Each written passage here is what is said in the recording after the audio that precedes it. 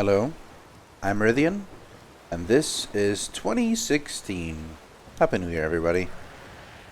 I figured this video would just be a little bit of me talking about what's been happening and what's going to happen. I guess consider it a channel update video. I didn't do one for December, because December was pretty busy, and at the time I just didn't get a good time that I felt like it was time to use it, and things were just going on a lot. Obviously, the December live streams and my visit to Bristol and Christmas and New Year's and everything made it a pretty busy month for that, among as well as other in real life stuff. But I figured in this video I'll go over a little bit of a retrospective of what what I did 2015 and sort of what I thought about it all, and then a little bit of what's planned coming up for this year. So towards the end and the very beginning of 2015, I was in the process of finishing Max Payne 1 and starting Max Payne 2 and finishing Civilization Beyond Earth. Civ Beyond Earth I don't think it grabbed anyone. It didn't grab me, it didn't grab any of my friends, and it didn't seem to grab you. People still want to see Civ 5. If they want to see any Civ game, it's Civ 5. That's what people want to watch.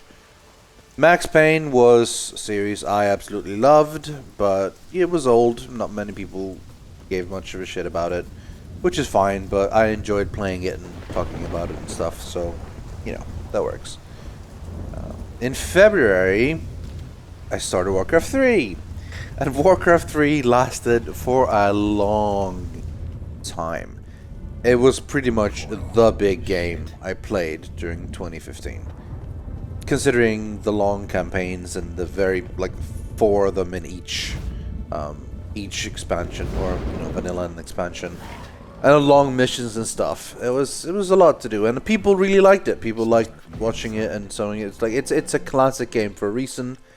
Everyone sort of looked at it and either they got to see the story they hadn't seen before, or probably in most cases it was just a case of nostalgia. People watched it as well. I thought it was really fun, and I love the game. I still love the game. It's very likely at some point I'll end up replaying it, but obviously not on the channel. Yeah. That was great.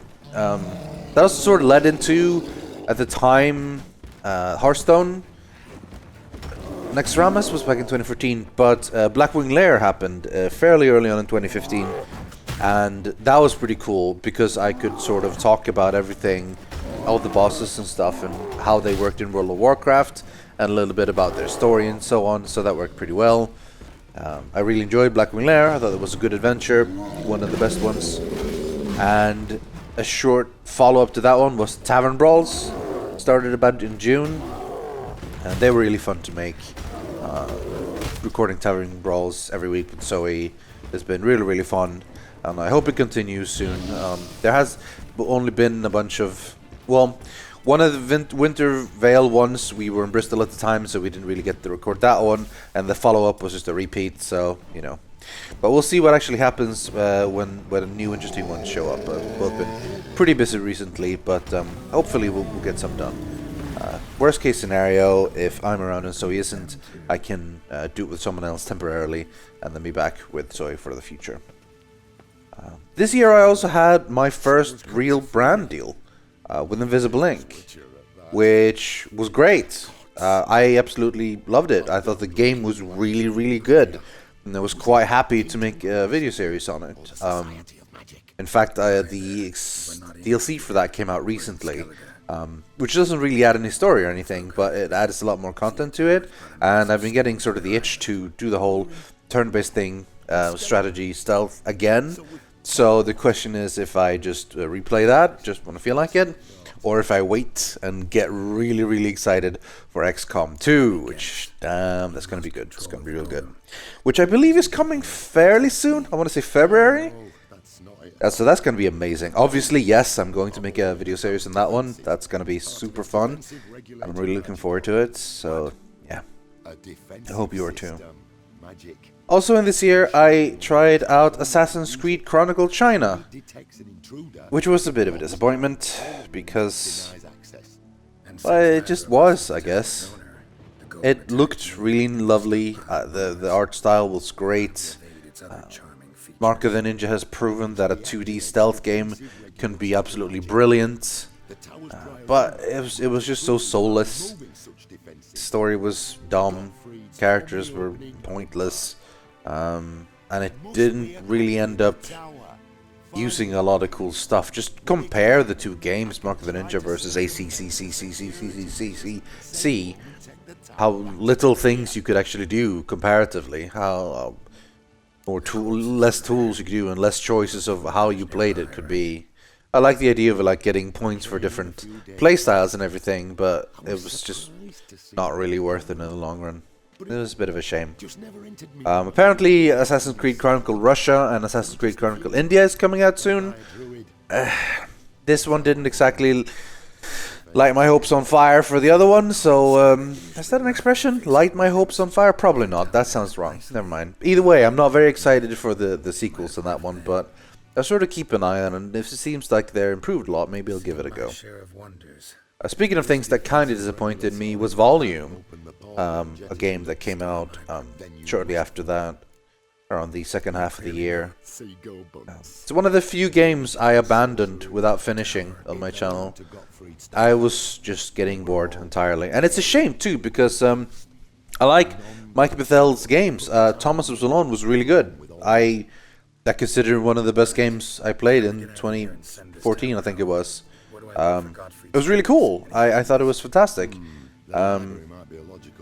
But this one just sort of... It was so similar all the time.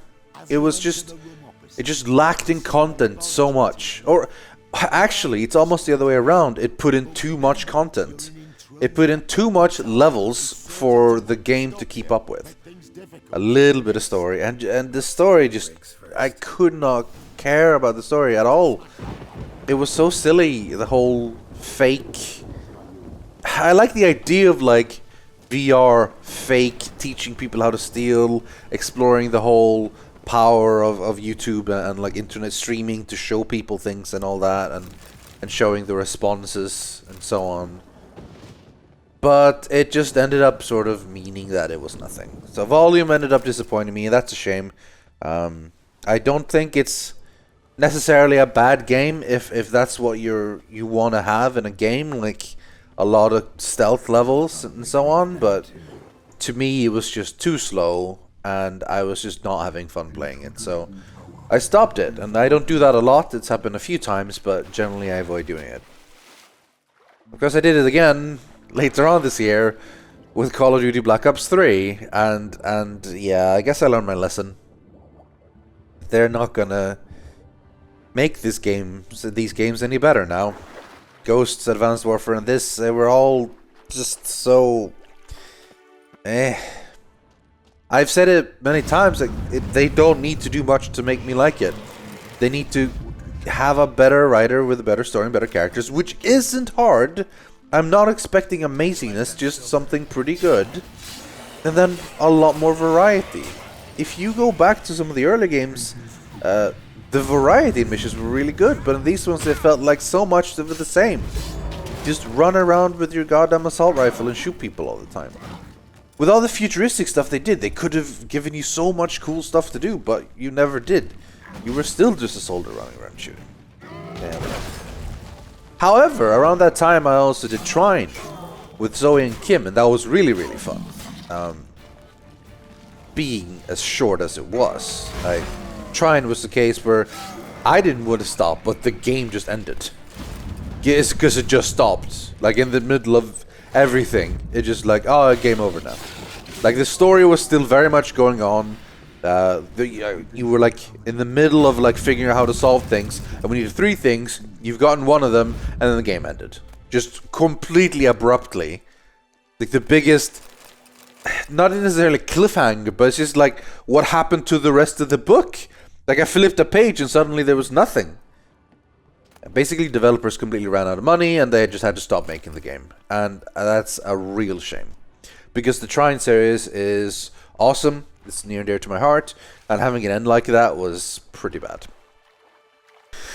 I have no idea if that's gonna get fixed in any way in the future, if there's gonna be like a DLC to finish it or a Trine 4 or anything, but it is unlikely. Because they spend so much money on Trine 3 and then not enough people are gonna buy it because the game not being finished. And that, you know, deservedly gets reflected in the reviews. People go, what the hell is this? This is not good. Don't buy it. Don't waste your money.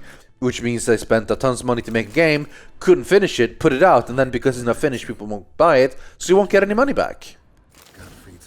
It's this cycle of supply and demand and consumerism.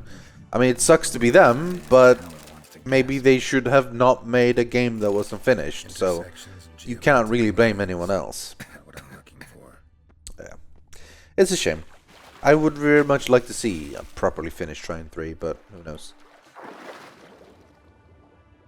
League of Explorers hit around the same time, and before that the Grand Tournament, but I didn't really do much content on the Grand Tournament. I just did the pack opening video, which was kind of fun, I guess, but it wasn't as much content as League of Explorers, which was the whole solo adventure thing, showing off all the individual boss fights and stuff, which was really fun.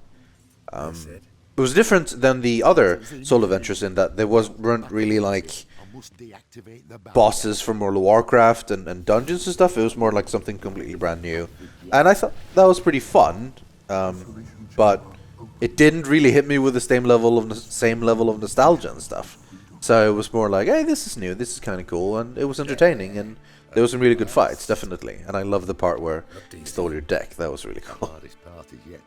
But the big deal, of course, towards the end of 2016 was Starcraft 2 Legacy of the Void, which is just finished. It was literally the last video that came out in 2015 on my channel. It was the very last episode of Starcraft 2, and I felt that was pretty amazing. Ending it literally the day before New Year's Eve. Starcraft 2's epilogue finished, done, boom. I love that game. That was great. And I really look forward to playing more of the new DLC stuff. That's going to be super, super cool. It was just a really, really awesome experience to finish it all. But if you want to hear more of my thoughts on that, you can either watch the credits bit on the last video, or just watch the entire thing if you haven't, because I'm not going to go over all that again. Long story short, it was great, and I loved it. Now, towards the end of the year, I also started streaming on Twitch, twitch.tv/Rythian, for all your retro game needs. It's pretty much been mostly Binding of Isaac, which was never really the intention to be like just Binding of Isaac, but it's usually a good game to kick off, to get going, and a lot of people seem to like it, so it's something I will be continuing to stream because it's still fun. However, the intention was always to sort of play a lot more retro style games, older games, and new games in the style of the older games, because it's something I enjoy quite a bit, and I think it's something that could work for streaming, because I don't necessarily want to do the same thing as everyone else. Again, I sort of want to do something I really personally like and enjoy, because I believe that comes across in the videos and in the streaming when I'm enjoying it myself, rather than it's something I'm just doing because it's popular.